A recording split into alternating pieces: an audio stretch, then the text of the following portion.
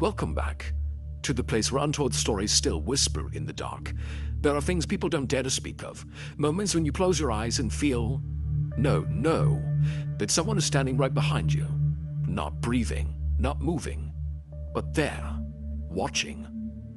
If you've ever felt a chill run down your spine in an empty room or heard something strange when you were all alone, then you're exactly where you need to be. Here, stories aren't just meant to be heard, they're meant to be felt, to haunt, to follow you long after the screen fades to black. Because some things, once heard, can never be forgotten. Make sure to subscribe and turn on notifications, because sometimes it's not just a story reaching out to you. Sometimes something else listens too. Now, be very still, lower the lights, and let the story begin.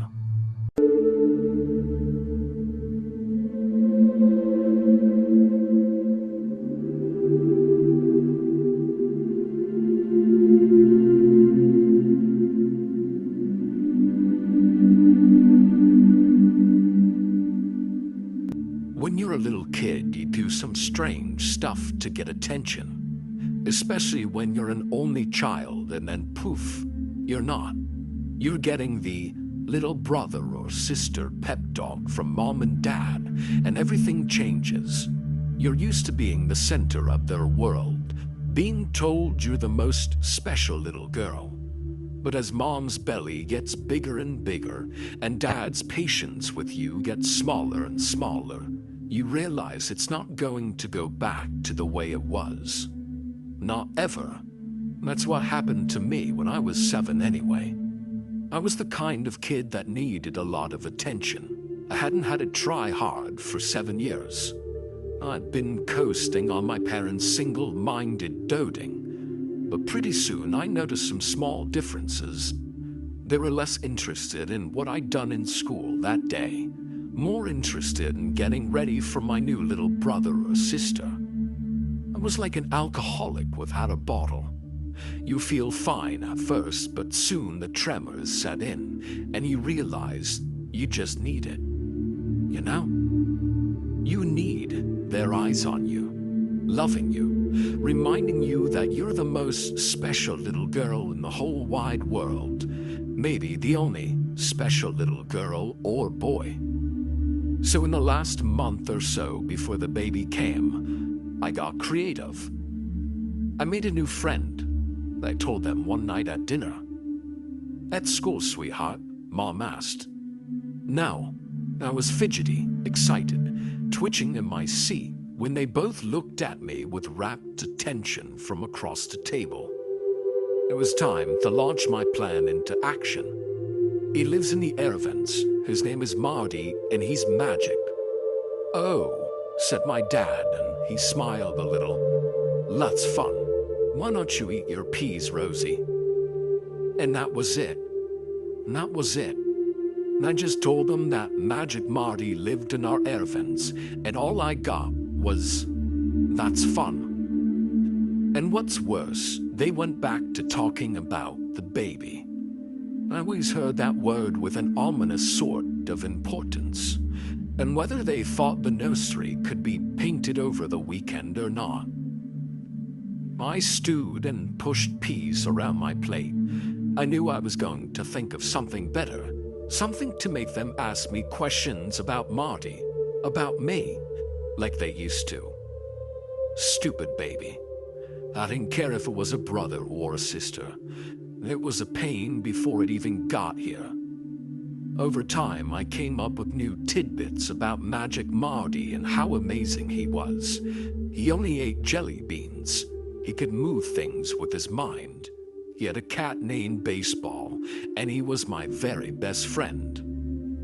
Mom and Dad didn't care all that much. I mean, sure, they smiled and nodded and gave me the barest hint of recognition. But they had their minds on other things. I upped the ante and started talking to the air vents in the rooms all over the house, loud enough so that my parents could hear me in the den. "Marty," I'd cry excitedly, "you moved my coloring book when I was at school. Did you do that with your mind?"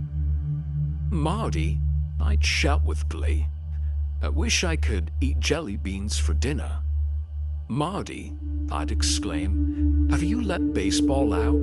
Kitty needs exercise." Nothing. The dumb old baby got everything, and I started wondering if I was really so special after all. After one particularly hard day when I brought home a Gold Star paper and Mom left it on the counter, didn't even bother to put it up on the fridge with one of my favorite fruit-shaped magnets, I crawled under my bed. I'd hidden there before during games of hide-and-seek with my best friend Brittany. And that day, I didn't even want attention anymore. I just wanted to hide away from the world and think about how things used to be. And so I lay there glumly on my stomach with the dust bunnies, chin on my hands, trying to decide whether or not I had it in me to even cry when I noticed it. The air vent. A slotted metal rectangle set in the carpet hidden by my bed. Mom sometimes yelled for Dad for rearranging the furniture. He covered up the vents, and then they had an argument about whether the air conditioning could even cool the room properly with some huge couch covering it. I guess she'd never noticed the vent under my bed, because there'd never been a fight about that one. I don't know why, but I started talking into it, for real. Now, up until then, it had all been stories and playing for show, but that day I decided if I wasn't going to be the most special little girl anymore, I may as well have a friend, even if he was a made-up one. I told Magic Marty I thought baseball was a very good name for a cat. I said moving stuff with his mind must be hard, but it was a neat trick to have. And I confessed that it was really cool he only ate jelly beans. I liked the red ones the best. Which color was his favorite? And the air vent said, "The pink ones." A pause, and then, "They taste like cotton candy." I stared at the vent. I had a hell of an imagination, sure, but even at 7 I knew that voices weren't really supposed to come out of the air vents. "Oh," I said, lifting my chin from my hands. I didn't really know what to say, you know. "You're a very special little girl, Rosie." The voice was a man's voice, pleasant and lifting, almost like a song. It was, if I'm being completely honest, exactly as I thought Magic Marty should sound. "You're a very nice little girl for talking to me, telling such wonderful stories about my life to your parents. You're a very special little girl." "Wow, thanks," I said, surprised. It felt like the first nice thing someone had said to me in a long time, and I mean, someone as great as Magic Marty thought I was special. Maybe it was true. But wait, I made you up, Marty. There was a long pause, then in a tone that almost held a chuckle in it.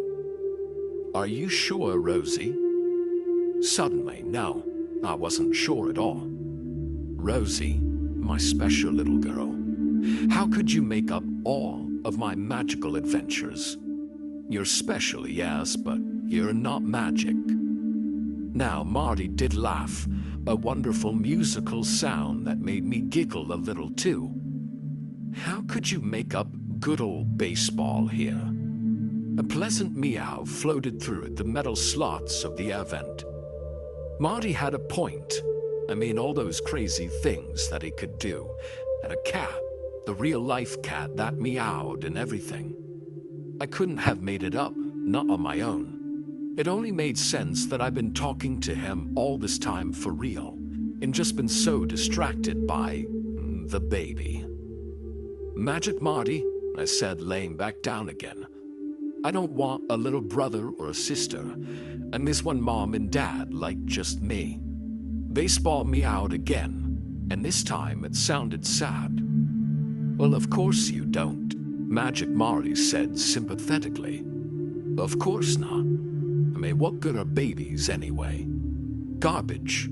Noisy little stinkers. They can't even do a cartwheel."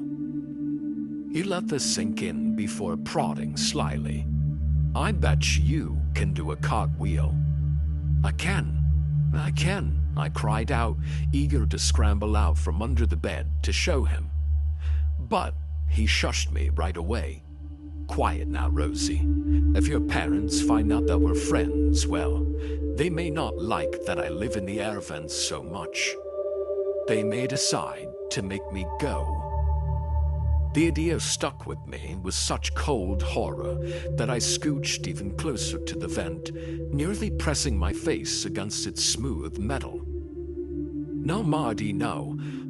I'd only just found my new friend. How could my parents make him go so soon? They're gonna have their stupid baby. Why can't I have you for my friend? There was a small, hard lump in my throat that I couldn't swallow down for some reason. And I was on the verge of tears.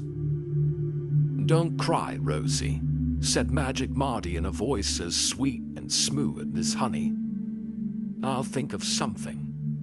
For the next month, Marty and I talked about everything. Every day after school, I would crawl out under my bed, push my face close to the air vent, and tell him about my day. I told him when Arthur traded me his plastic snake for my slide whistle. I told him that Marissa S. was the best hopscotch player that I'd ever seen.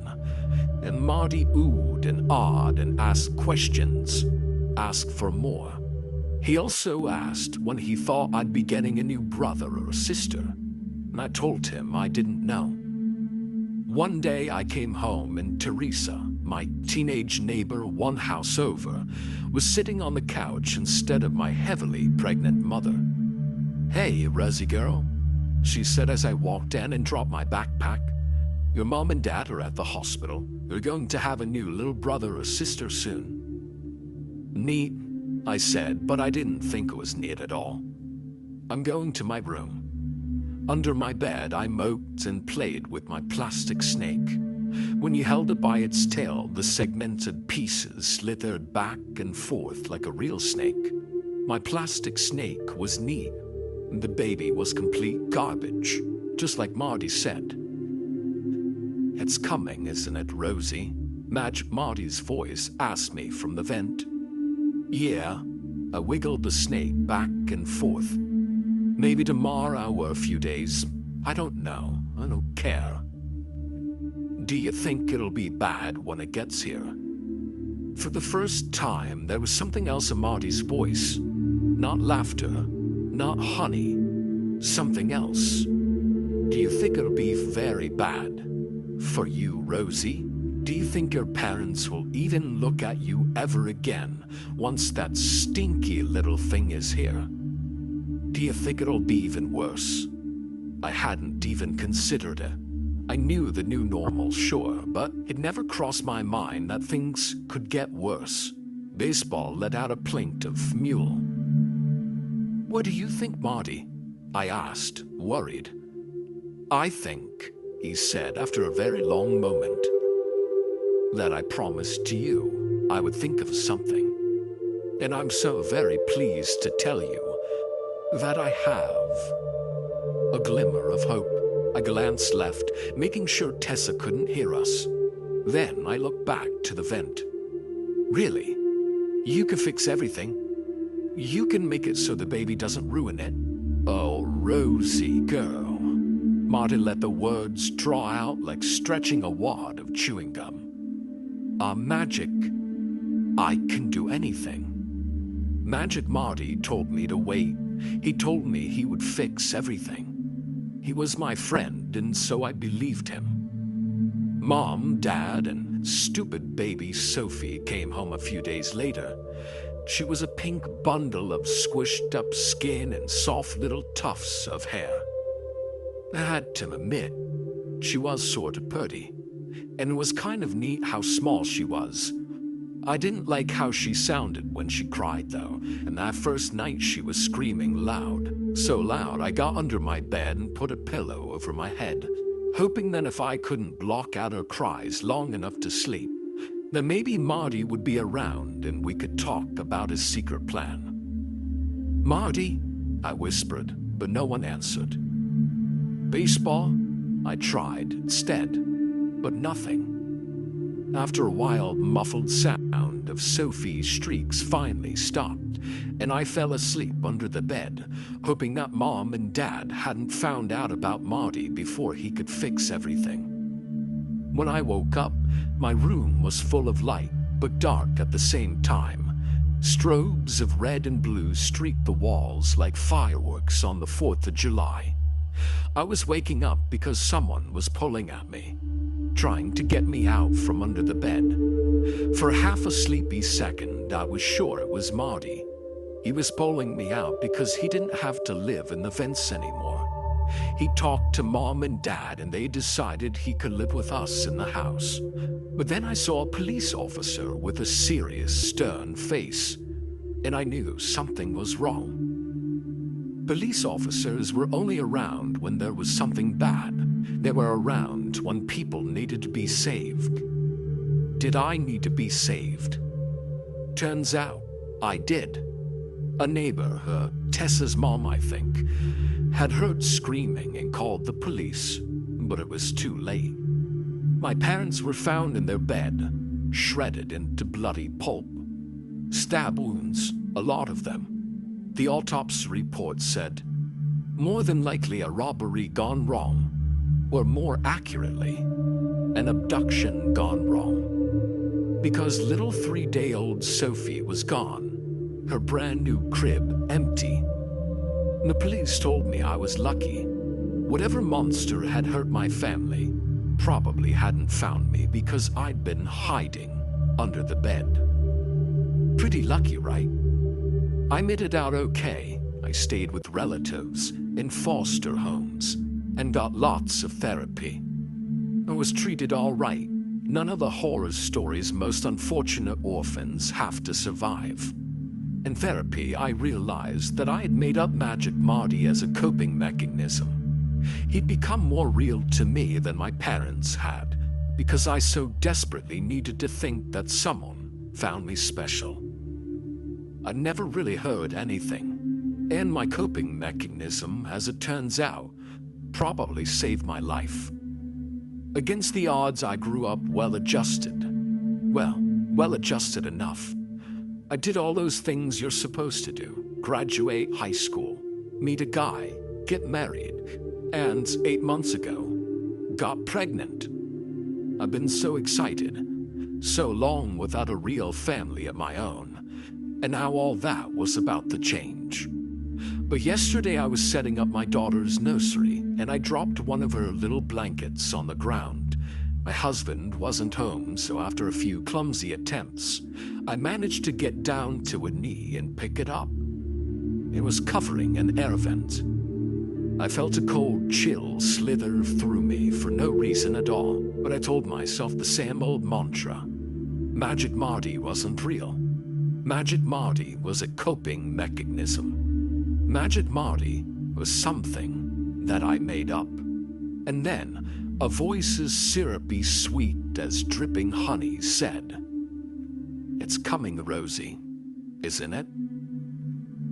It was like all the strength had gone out of my legs. I wobbled backwards and landed on my ass. Not real. I made him up. "Is a little girl, Rosie," Magic Marty said, because there was no one else that voice belonged to. No one else it could belong to. I hope it is. Oh, I so hope it's a little girl. Do you know why, Rosie girl? "You're not real," I said, but I didn't believe it, and I suddenly realized I'd never believed it. Because I fixed it. He started laughing then, and somewhere in the laughter I thought I could hear the yowls of a feral cat. I fixed it just like you asked, and you don't even know the best part. I just wanted to feel so special. The best part, Magic Marty chuckled, was how she tasted. The last thing I heard before I scrambled to my feet and fled screaming from the house was this. "'Cause the pink ones taste like cotton candy."